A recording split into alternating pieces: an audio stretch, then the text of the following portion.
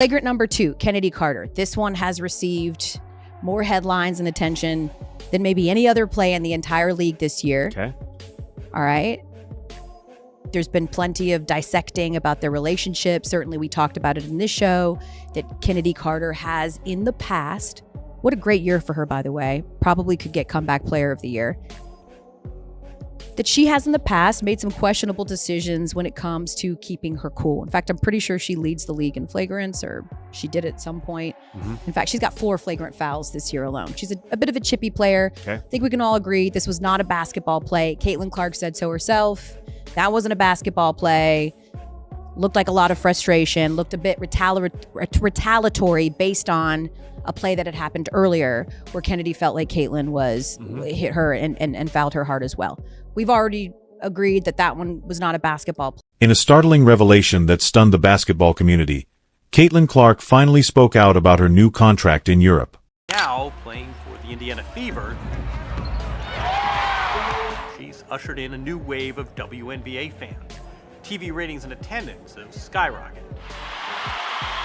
Finds Clark from the logo. You bet! You know how crazy these crowds get, though, when they see that logo 3. Yeah, they go crazy. Feels good to hit those? Occasionally, it's not too bad. So how, I mean, seriously though, so you got the ball in your hand. Yeah. You're crossing midcourt. What's the decision making? Pass, pull up. How does that? Of course, interviewing. In a startling revelation that stunned the basketball community, Caitlin Clark finally spoke out about her new contract in Europe. Caitlin Clark last night finished up one of the most remarkable years of basketball playing in quite some time. Because we could talk about her WNBA season, and we will, but her final season at Iowa was something to behold, and she went right from that into the WNBA season. I mean, right away. As soon as her college season ended, just days later, she was drafted by the Indiana Fever. And I just remember being at the Combine in early March. That was the talk of the town. In addition to what we were seeing out of the Pacers and the Combine being there, it's like Caitlin Clark's coming here, the Big Ten. A few days ago, the Indiana Fever star broke her silence by reflecting on her first season in an emotional Instagram post. The WNBA was rocked by her heartfelt remarks. The mystery grew every day. Defenders on the handoff go with Caitlin Clark. That's why Aaliyah Boston can make that spin move and attack the basket. So the impact of Caitlin and Kelsey Mitchell on the floor opens things up. I miss doing women's sports with you. We don't get to do it as often as we used to. So here's the thing. Caitlin Clark is going to be fine. Yeah. Okay, there's 2 things that stand out to me. She just played this team, right? And so she understands the athleticism, the footwork, the speed of Dejanay Carrington. And she's just in her 4th WNBA game as a professional athlete. Even as a rookie, she's been guarded by the best players so far. She's still drawing double teams. And I thought Indiana did a better job of playing fast. I thought in her first few games, too much pounding the rock. This is not Iowa Part B varsity version. This is WNBA basketball. She's moving faster. Her teammates are doing a better job of finding her. She's getting looks off the move where she doesn't have to work as hard. And so it's only up from here. This was a great sign. Her most efficient night, turnovers were down. Let me just say this too, because we're talking about the Indiana Fever and we have the Pacers that are playing in the Eastern Conference. The WNBA's Rookie of the Year announced her choice for the upcoming season on Instagram after days of swirling rumors and intense speculation, leaving fans and sports analysts eagerly awaiting her big reveal. Caitlin Clark's social media pages were silent after the Indiana Fever's devastating playoff loss to the Connecticut. Showing the game last night in which the Fever got swept by the Connecticut Sun last night. They showed a montage of her year. And they showed a montage of her year when she passed Pistol Pete Maravich. She owns the record for most points scored men's and women's Division I. And she set every record you possibly can set for Iowa, for women's basketball. Connecticut Sun, leaving fans and analysts wondering if she would make a comeback, if her amazing rookie season was only the beginning, or if she would take her extraordinary talent somewhere else. Super excited to be here. I've never had to give an opening statement before, so this is a first for me in a large crowd. But like I said, I'm super happy to be here. Thank you to the Fever, the Pacers, This is a dream come true. Like, these are the moments you dream of. Obviously, Tamika Catchings is here. Like, that's pretty incredible. Somebody I grew up idolizing. Yes, yes. But like I said, after I got drafted, like, I can't think of a better place for myself to start my career. A place that loves basketball, supports women's basketball, and an organization that really does things the right way, has championship pedigree. So I'm just very thankful that they have a belief in me. And obviously my parents are here today. My two brothers aren't here. My little brother had to go back to school. He actually missed his flight out of New York City after the draft. So I think he did it on purpose, but thankful for them, and, you know, couldn't be happier to be here. So thank all of you for coming, and I can't wait to get started. In her tweet, Clark thanked everyone who helped her fulfill her childhood ambition, saying, "I'm filled with gratitude as I reflect on the past year or my life. See you all in year 2. Additionally, Clark affirmed what many supporters and pundits had been anticipating since her team's playoff elimination, that she was staying put, which is what made her season so incredible. Caitlin, Greg Doyle, Indy Star. Real quick, let me do this. You like that? I like that you're here. I like that you're here. I do that at my family after every game, so. Okay, well, let's start doing it to me, and we'll get along just fine. So, question is, you didn't have to turn pro. I kind of thought you would no matter what, but how much did Indiana have the number 1 overall pick because of the things you said and the driving distance to Iowa, just everything? I'm just wondering what role that might have played. Yeah, it definitely played a huge role, and I actually played at the exact same time as the draft lottery on the night it happened. I'm not sure exactly who we were playing, but I was hoping that Indiana got the first pick. It would have made my life a lot better. So when I saw that, I was pretty excited. And, you know, obviously that's not every single reason of, you know, why I wanted. Caitlin Clark shattered an astounding 62 records in her rookie campaign, proving her legendary impact on the sport and establishing her status as a basketball powerhouse. She completely altered the game, but it wasn't just about breaking records. That's an absolute dime. And then after that, usually if somebody picks me up, but if not, you just got to launch it and hope for the best, you know? Hope it goes in and let it fly. That's what people love.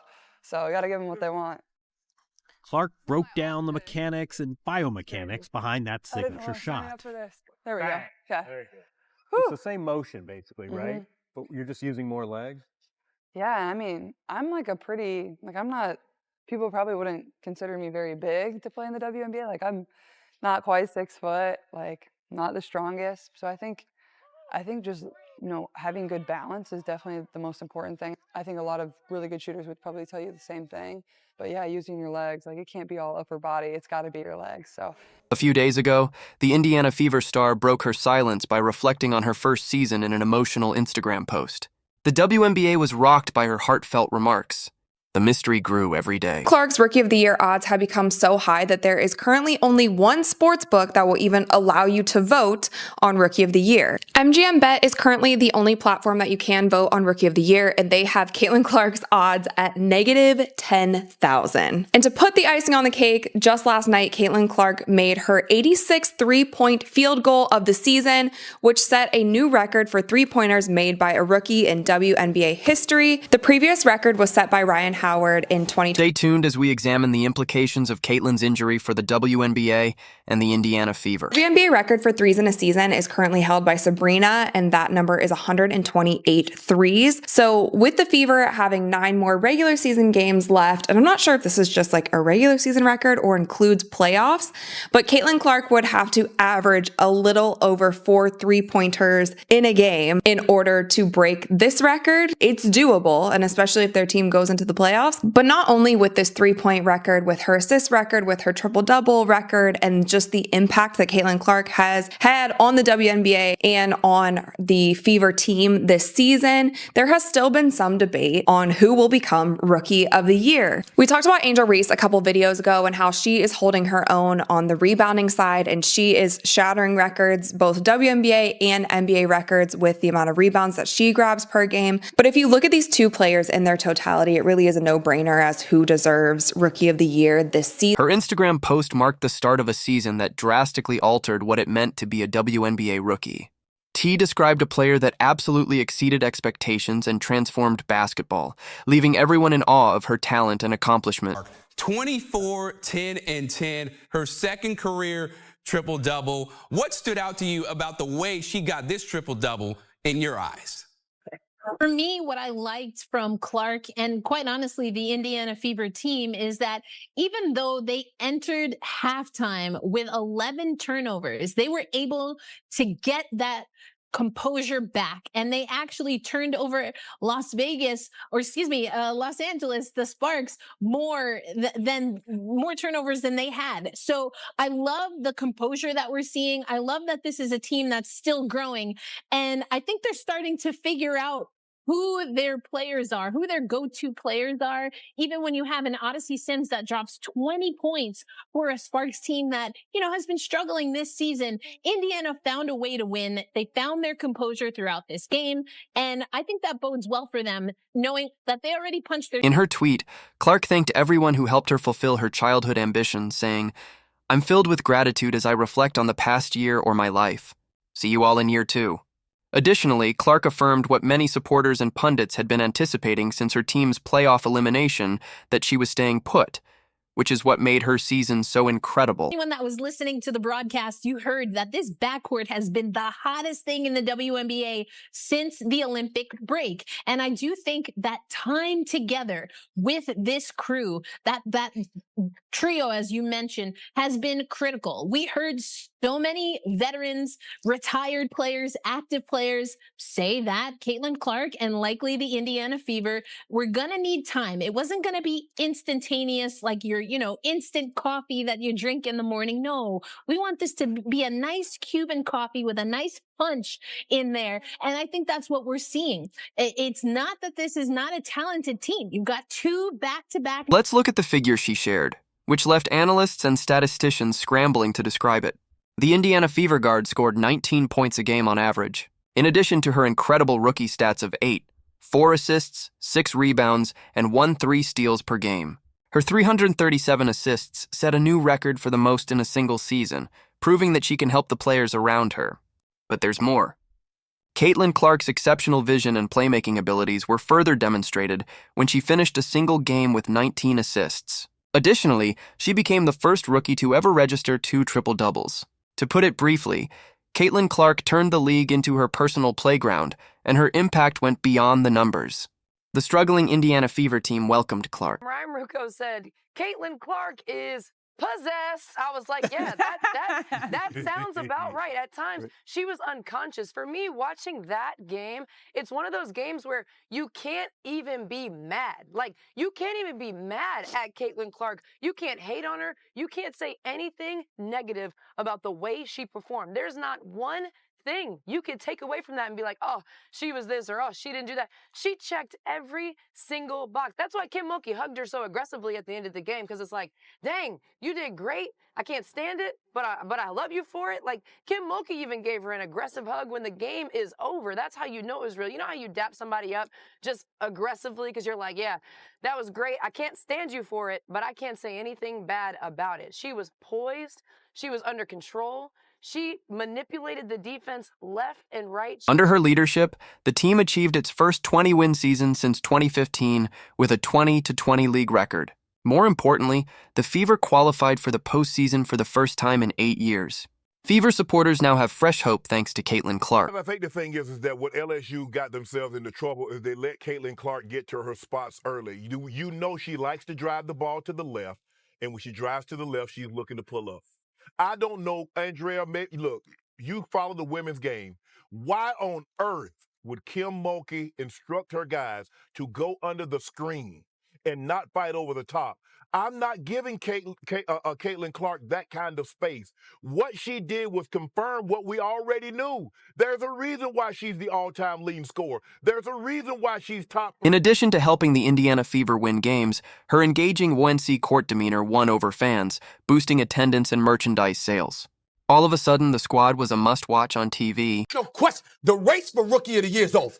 After what they did to the Sky, after they've won their 4th straight, after they're over 500, they were just 500 the other day for the first time in 2 years when they were 2-2. They doing their thing. And Caitlin Clark, last 12 games, 23.4 points or 47% shooting, second leading scorer in the entire WNBA behind the monster that is Asia Wilson, who's going to be league MVP and deserves it, by the way. The reigning two-time champion, who probably is going to three-peat in my estimation. She is just something special. Best player in the world as far as I'm concerned. In nearly every game, Clark showed that she could assist those around her by creating opportunities for them to score points and opening up the floor in ways that defenses couldn't stop.